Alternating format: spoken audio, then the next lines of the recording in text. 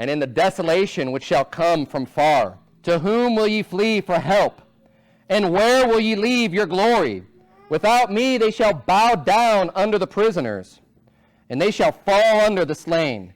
For all this his anger is not turned away, but his hand is stretched out still. And if you remember from last week, that phrase came up over and over again, which is obviously a continuation of what we read in chapter 9, continuing to talk about God's judgment.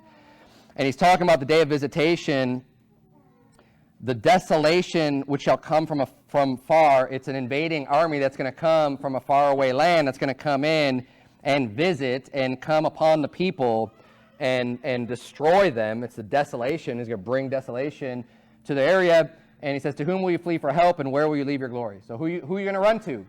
There's nobody to help you. Verse 4 says, without me they shall bow down under the prisoners, because they've turned their back on the Lord. They left the Lord as their defense, as their shield, as their righteousness. So now, who are you going to turn to flee for help? Because God's the one that's bringing this nation in upon you. Now where are you going to go? Hey, without me, they shall bow down under the prisoners, and they shall fall under the slain. For all this, his anger is not turned away, but his hand is stretched out still. Verse 5, O Assyrian, the rod of mine anger and the staff in their hand is mine indignation. And this is saying, and this is a topic that I'm going to probably spend the most time on this evening, is just the concept of God using foreign armies and foreign countries to bring judgment upon his people and upon any nation he deems that he needs to judge. And he uses this all the time.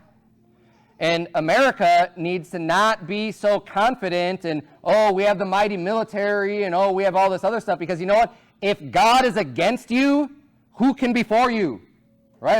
If God be with us, who's against us? Right? Who can be against us? We can do all things through God which strengtheneth us. But you know what? If God is against us, what arm of flesh are you going to trust in that's going to save you from the Lord? It doesn't exist. Though hand join in hand, though the whole world band together and unite, God could just snap his fingers, with his word just consume the entire population in an instant. If God wants something to happen, believe me, it'll happen. And if God's going to bring judgment, you have nowhere to turn.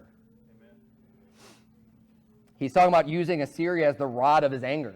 That's the instrument. That's the tool that he's using to go now forth and judge his people, to go and judge the children of Israel. Verse 6, I will send him against an hypocritical nation. It's one of the things that makes him angry. The rod of his anger. Why is he angry? Because they're a hypocritical nation. Because they claim that they love the Lord. They claim that they worship the Lord. As we read on Sunday in Malachi, right? The same type of persons, the same type of people, the same type of priests. They got dung on their face that are saying, oh, we worship the Lord. Yeah, we're holding these feasts. And their heart is far from them. They don't really believe this stuff. They're worshiping idols. They're doing all other things to make God angry.